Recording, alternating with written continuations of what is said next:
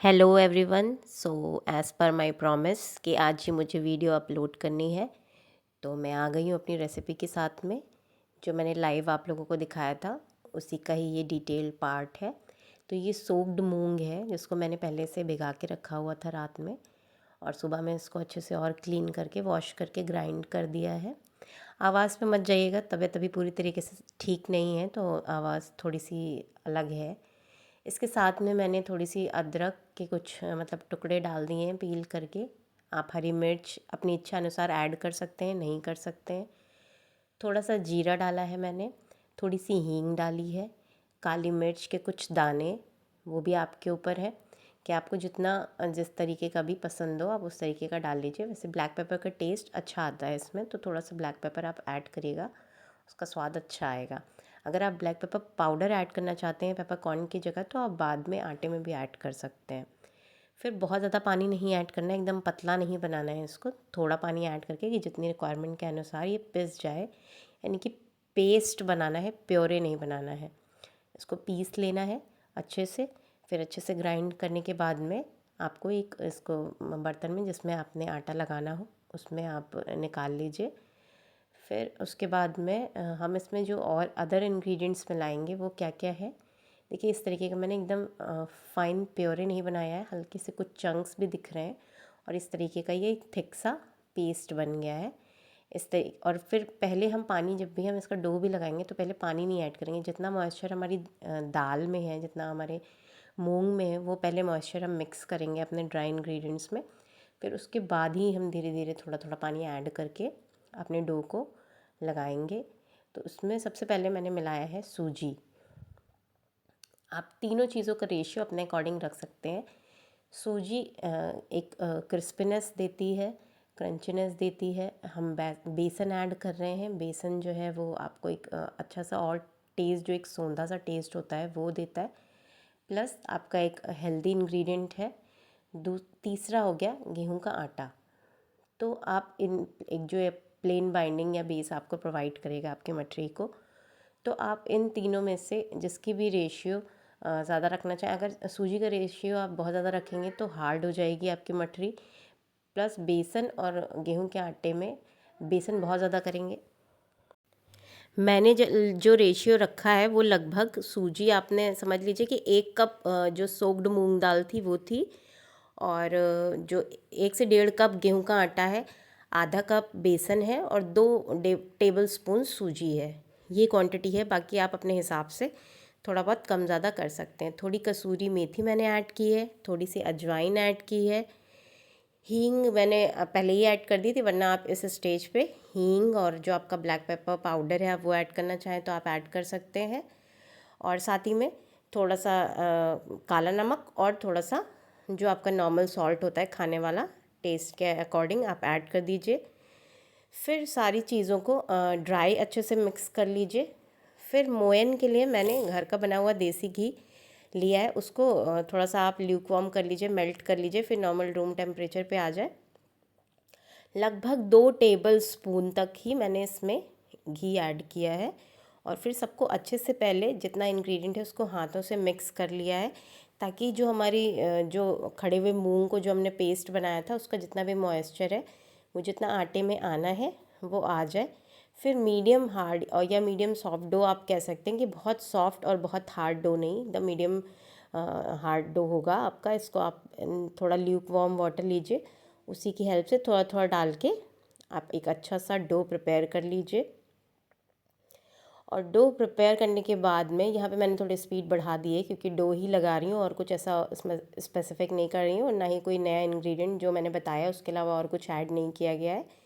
खाली Luke warm water मैंने लिया है, उसी को धीरे धीरे थोड़ा थोड़ा ऐड करके इसको पूरा अच्छे से एक डो प्रिपेयर कर लिया है। बाद में हाँ, वही 2 टेबल स्पून ही मैंने घी गरम किया था, वही ही धीरे धीरे करके मैंने उसमें ऐड कर दिया है जो और बचा हुआ था मेरे पास में। फिर डो प्रिपेयर हो जाने के बाद ऊपर से जो कटोरी में और थोड़ा सा देसी घी बचा था उसको लगा के मैंने ढक के डो को 10-15 मिनट रेस्ट करने दिया। अगर आपके पास टाइम है तो आप आधे घंटे रख दीजिए, आधे घंटे रखने दें, अच्छे से आपका डो एकदम सेट हो जाएगा। फिर उसके बाद आपको क्या करना है, नॉर्मल उसको रोल डाउन कर लेना है। किसी भी बेलन की हेल्प से हल्का सा आटे का परथन लगा के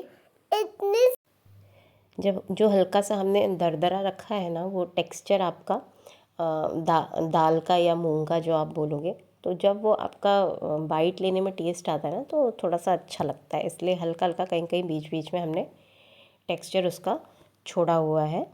और इस तरीके से आपका अच्छे से आटा बाइंड हो जाए, उसको ढक के हमने रेस्ट कर लेने दिया। फिर उसके बाद हमें आराम से उसको रोल डाउन कर लेना है, फिर प्रिक कर लेना है। आप फोक या कांटा जो भी आप बोलते हैं उसकी सहायता से एक साइड पे पूरा आप प्रिक करिए, फिर उसके बाद में आप नेक्स्ट साइड पे पलट के प्रिक करिए। होली में क्या होता है कि बहुत सारे नाश्ते बनते हैं, बहुत सारी चीज़ें रहती हैं, बट अब कुछ ना कुछ थोड़ा सा हेल्थ से रिलेटेड चीज़ें हमें करके थोड़ा हेल्दी वर्जन में ट्राई करती हूँ कि चीज़ों का बन जाए। तो इसीलिए इसमें हमने मैदे को थोड़ा सा गेहूं के आटे, बेसन, सूजी से रिप्लेस कर दिया है। खड़ी मूंग उसमें ऐड कर दी है। थोड़े घर के बेसिक हमारे किचन के मसाले, हींग, जीरा, अजवाइन। तो बहुत लास्ट ईयर भी मैंने जो कांजी वड़ा की रेसिपी आप लोगों के साथ में शेयर की थी। Kanji vada is my personal favourite, और इतना अच्छा और इतना इजी और इतना हेल्दी ऑप्शन है बनाना, मतलब बहुत ही फटाफट से बनता है। बस आपको कांजी की प्रिपरेशंस पहले से करके रखनी होती हैं। तो अगर आपको वो रेसिपी भी चाहिए तो मेरे चैनल पे मिल जाएगी, देखना मत भूलिएगा और एक बार ट्राई ज़रूर करिएगा, बहुत टेस्टी लगता है। फिर उसके बाद मैंने जब ये रोल डाउन करके इस तरीके से प्रिक कर लिया था पूरा, फिर एक मैंने कुकी कटर ले लिया। आप घर में कोई भी छोटी गिलसिया हो, कोई कटोरी हो, कोई किसी बॉटल का ढक्कन हो, आप उससे भी अपने अकॉर्डिंग कट कर सकते हैं। और भी इजी, अगर आप ऐसे मठरी नहीं बनाना चाहते हैं, प्रिक करने की मेहनत नहीं करना चाहते हैं इस तरीके से कांटे से, तो सेम डो को थोड़ा सा आप और थिन बेलिए, थोड़ा सा और पतला कर दीजिए, और नॉर्मल जैसे हम सेमी या नमक पारे या साग जो भी आप बोलते हैं उसको, वैसे उस तरीके से कट कर लीजिए। और जैसे फ्राई करते हैं वैसे फ्राई कर लीजिए, वैसे भी बहुत अच्छा टेस्ट आएगा। बट मठरी अगर आपको बनानी है तो थोड़ा सा थिक रखिए कंपैरेटिवली। फिर उसके बाद उसको इस तरीके से आप कट कर लीजिए, जितने भी आपको बनाने, जितना भी डो है आपका। और उसके बाद में उसको मीडियम हॉट ऑयल में आपको फ्राई करनी है।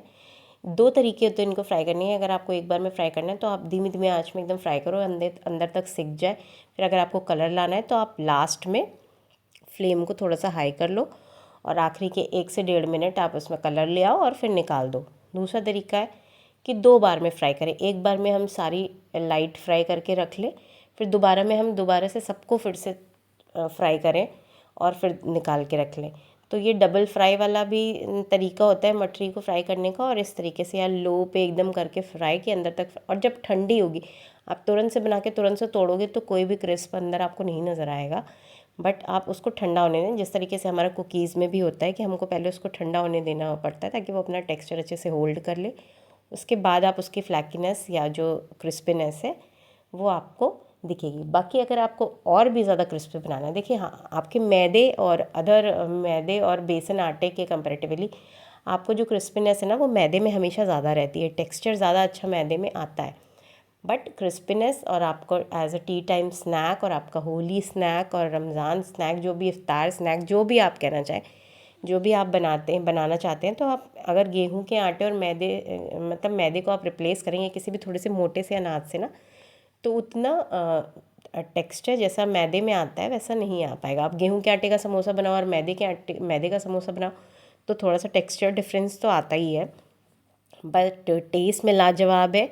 और इंग्रेडिएंट्स आपके हाथ में एकदम, आप इनको रिप्लेस करिए, अच्छे से बनाइए और फटाफट से लाइक एंड कमेंट करिए। और अगर चैनल को सब्सक्राइब नहीं किया है तो ज़रूर से सब्सक्राइब करिए, नोटिफिकेशन बेल दबाइए। बहुत सारी रेसिपीज़ अपकमिंग में हैं, लाइव में बनेंगी, वीडियोज़ अपलोड होंगे, और चैनल पे बने रहिएगा और कमेंट ज़रूर करते रहिएगा, और इसी से मोटिवेशन मिलता है। Bye bye, take care in advance, happy Holi to all of you.